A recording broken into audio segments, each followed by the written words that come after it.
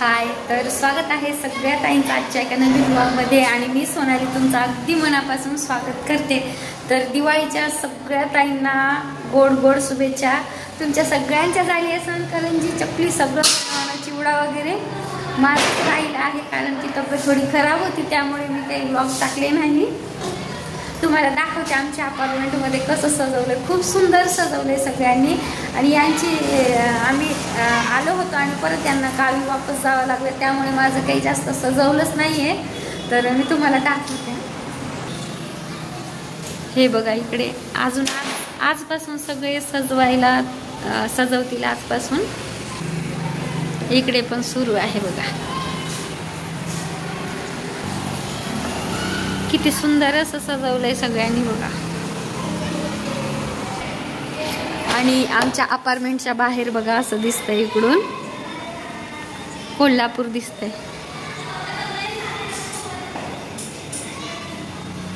खूप मस्त मस्त सजवलंय सगळ्यांनी। माझंच कधी सजवणं होतंय काय नाही, लेकरांमुळे खूपच हे होतंय, अजिबात काही नाही। थोडीशी हळदीचं लेपन लावलं तर ते सगळं घरभर पिवळं करून टाकले आहे फरशी आमची। तर थोडीशी तब्येत खराब असल्यामुळे ना गळा थोडासा खराब झाला आहे। तर खाली आले होते दुर्वाला माहीकडे खेळायला सोडलं आणि म्हटलं चला आता घरातली कामं आवरू। पण दुपारी ना माझ्या मैत्रिणीला बोलवलं होतं आणि मस्त आम्ही चकल्या बनवल्या होत्या। हे ना भाजणीच्या आहेत, मी भाजून ठेवलं होतं पीठ, सगळे डाळ वगैरे तांदूळ, आणि मग पीठ दळून आणलं आणि नंतर आम्ही करत आहोत चकल्या।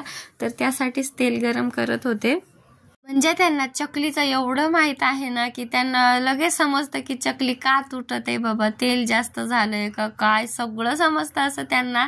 आणि मसाला आणला होता मी एक चकलीचा, त्यात टाकतही नाही तरी पण मी आणला होता, तर तो छान झाला। चकलीचा मसाला टाकला एक वरून, तर त्याने पण छान टेस्ट आली होती। जिरा, ओवा, अजून तीळ असं टाकून, तिखट, हळद वगैरे, हळद नाही टाकली ताईने, टाकत नाही त्यामुळे कलर हे होतं चेंज होईल म्हणून। मग असंच बनवून घेतलं आणि त्या पहिलं थोडंसं मळून पाहतात म्हणजे बरोबर आहे का सगळं पीठ व्यवस्थित, आणि असं 3-4 तळल्या ना तर नंतर ते व्यवस्थित आल्यावर पीठ मळतात आणि मग त्याचं बनवतात। चकली एकदम परफेक्ट खुसखुशीत झाली होती, जास्त तेल नव्हतं, काही नव्हतं। मग नंतर हे सगळं पीठ मळून घेतलं, जवळपास हे 1.5 किलोच्या आम्ही चकल्या बनवल्या। मला कंटाळा आलाय म्हणून मैत्रिणीला बोलवलं मी चकल्या बनवायला। मैत्रीण शिकवायली मला आता कोल्हापूरच्या चकल्या। हो हो शिबू, मम्मी मला तुमच्या कोल्हापूरच्या चकल्या शिकवायली। लाडू पण ताई बेसन असं वाटतंय ताई जसं काय हे खायलोय आपण, काय ते पेढा बघा, तुमचे बेसनचे लाडू। तर पीठ मळून झाल्यानंतर इथे मी चकल्या वळत होते आणि ताई चांगलं तळतात, तर मला ते एक काम लावतात फक्त हे असं बनवा म्हणून, आणि आपण तळतात व्यवस्थित, त्यांना जमतं ते, माझ्याकडून तुटल म्हणून त्या म्हणे की तुम्हीच बनवा, मी हे करते। तर खोटं नाही सांगत ताईनो, मी जवळपास माझ्या 1-1.5 किलो आणि ताईच्या 1 किलो बनवल्या असं आम्ही रात्री, तर माझे हातच सुजले आहेत सध्या।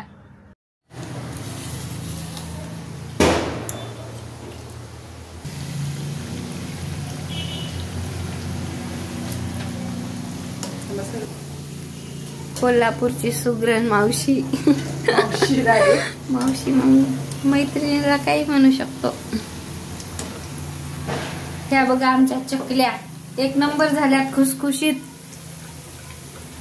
पांढऱ्या पांढऱ्या दिसत आहे ना, तशाच पाहिजे। तुम्ही चटणी लाल तिकडे वापरत? होय होय, आमचं लाल असते, छान झालं। दिवाळीचं फक्त माझी चकली आणि शंकरपाळी झाली ताईनो, आणि खरं सांगते चकल्याने माझे एवढे हात दुखू लागलेत ना, आता माझी तरी काहीच करायची इच्छा राहिली नाही बघा।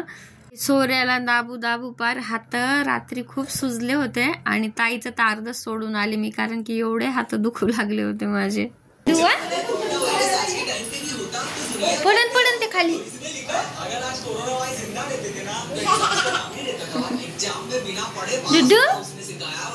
पप्पी घे। तर एवढ्या चकल्या झाल्या आहेत बघा। आणि एवढा पसारा करायचं तर थोडं असतं, पण खूप जास्त पसारा झालाय. चांगल्या खुसखुशीत झाल्या आहेत बघा, मस्त झाल्या. दुर्वाणी तर खूप साऱ्या चकल्या खाल्ल्यात. हो दुर्वा, जा. तुमच्याकडे भेटते का अशी गोड शेव? सासूबाईने पाठवली गावाकडून, मला खूप आवडते गोड शेव. परत ही शेव पाठवली आहे. चला आता मी हे सगळं आवरून घेते.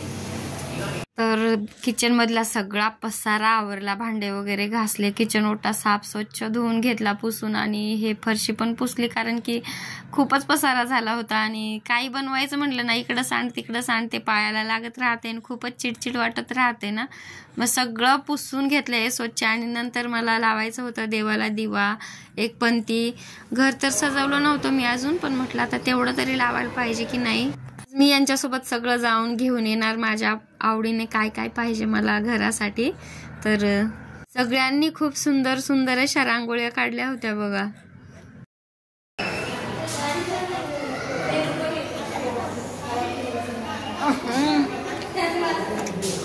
तर आजचा व्लॉग इथंच संपवते. आवडलास तर लाईक करा, सबस्क्राईब करा. बाय.